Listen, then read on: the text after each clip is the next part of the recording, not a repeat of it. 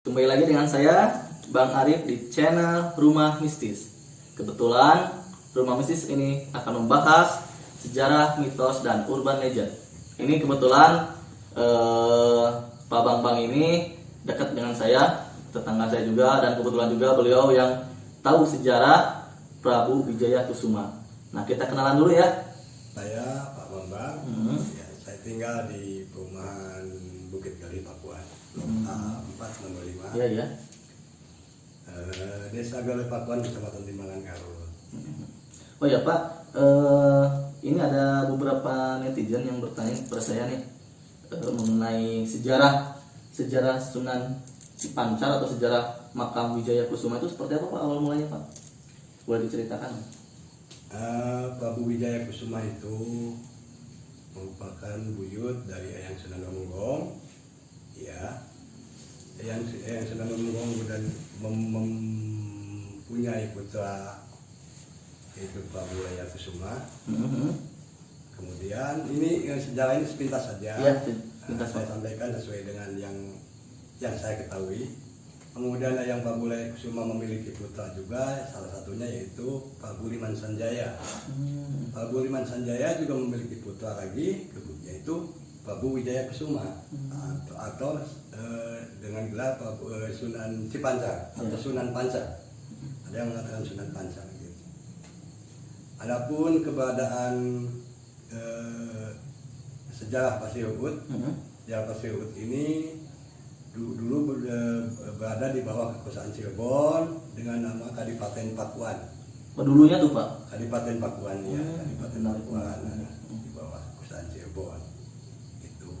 Dan kebetulan beliau juga meninggal kebetulan makamnya juga dimakamkan di sini di wilayah Pasir Oh, Ubud. jadi awalnya di sini Pak makamnya? Iya, di sini di wilayah Pasir Ubud, dan sekarang petilasannya masih ada ya, masih ada.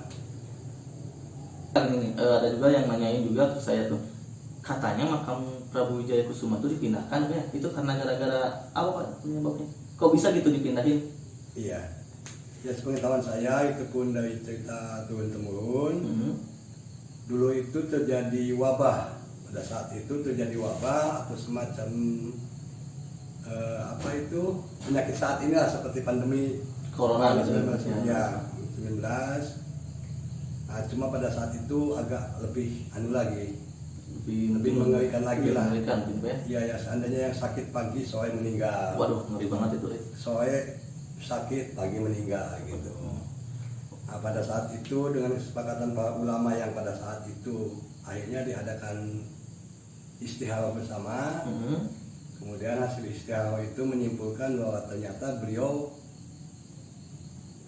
Prabu Wijaya Kusuma minta dipindah makamnya. Dipindahkan sekarang ke Pasir Astana yang sekarang. Waktu itu setelah kondisi meninggal 250 tahun. 250 tahun. Iya, kemudian jasadnya juga masih utuh katanya, dan dipindahnya secara estafet, bergantian dari tangan ke tangan.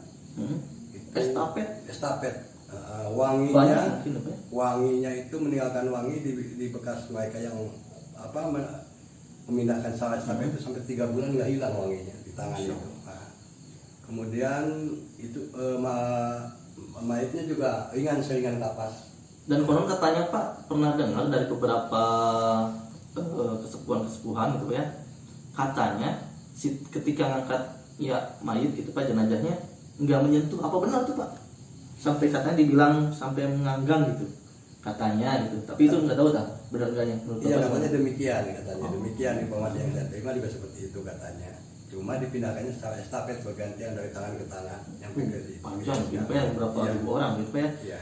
Terus itu Pak, di makam itu kan ada pohon jarak gitu ya. Iya. Nah itu katanya ada nama istrinya juga di situ Pak, makam istrinya. Benar enggak Pak? Benar Pak? Betul. Itu gimana Pak? Ceritain Pak tentang istrinya Pak. Nah itu beliau itu dapat gelarnya itu Raden Sutra Kembang ya. Raden Sutra Kembang. Iya. Kalau nggak salah itu malah aslinya sih masih dari ada turunan Keraton Solo. Keraton Solo. Iya, nama aslinya itu Eyang Ratu Suridari, nama aslinya. Eyang Ratu Suridari ya. Itu bisa di sini gimana Pak? Bapak barangkali tahu gitu. Bisa dikuburkan di sini gini Pak? Ya karena beliau dulu kan mendampingi Oh, Sunan Wijaya Kusuma ya yang di di sini sini. pada saat itu waktu masih berdiri kerajaan di sini kan, kerajaan Kadipaten Pakuan waktu itu. Kadipaten Pakuan. Ya.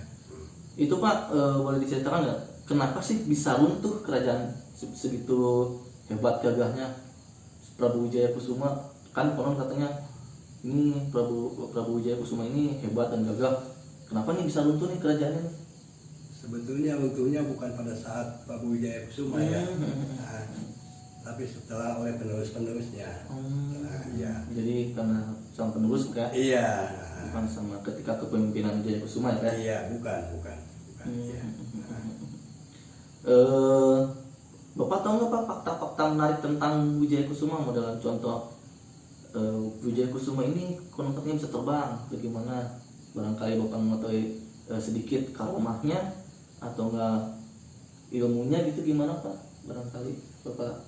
Menurut sejarah informasi yang saya terima, itu kalau konon katanya termasuk Masjid Keraton Kesepuhan Cirebon juga tiang tunggalnya itu dikirim dari Prabu Wijaya Kusuma dari sini. Dengan cara ditepak seperti ini dari sini nyampe ke sana. Itu salah satu kesaktiannya dari Prabu Sunan Pansar itu, Prabu Wijaya Kusuma itu. Sakti Pak.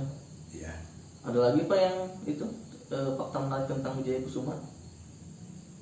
Selain bisa memindahkan tiang? Iya, kemudian katanya di lokasi makam yang sekarang di sebelahnya itu ada dibentukan makam juga, itu katanya khusus makam untuk pusaka-pusakanya beliau. Ada beberapa contoh pusaka dari Bapak yang bisa dilihatin ke kamera? Nggak ada. Ya. Iya. Bapak. Nanti mungkin next time saya bisa main-main lah Pak ya, Iya. minta di videokan biar netizen di luar sana juga biar tahu nih pusaka yang seperti apa nih yang Prabu Wijaya Kusuma miliki nih. Iya. Oh iya Pak, apa hubungannya dengan Bapak Pak Wijaya Kusuma? Barangkali ada hubungan keturunan atau enggak silsilah gimana, kesepuhan atau gimana gitu Pak? Ya keturunan langsungnya sih yang ada garis keturunannya ke istri saya sebetulnya. Ada lagi beberapa pertanyaan dari netizen. Katanya Prabu Wijaya Kusuma itu waliullah. Iya betul. Iya. Jadi mungkin sepaket apa ya? Satu paket. Dengan pangeran. Pangeran juga waliullah juga. Ya. Masya Allah. Karena mungkin beliau sudah ditunjuk mungkin Pak ya. Iya betul. Mantap.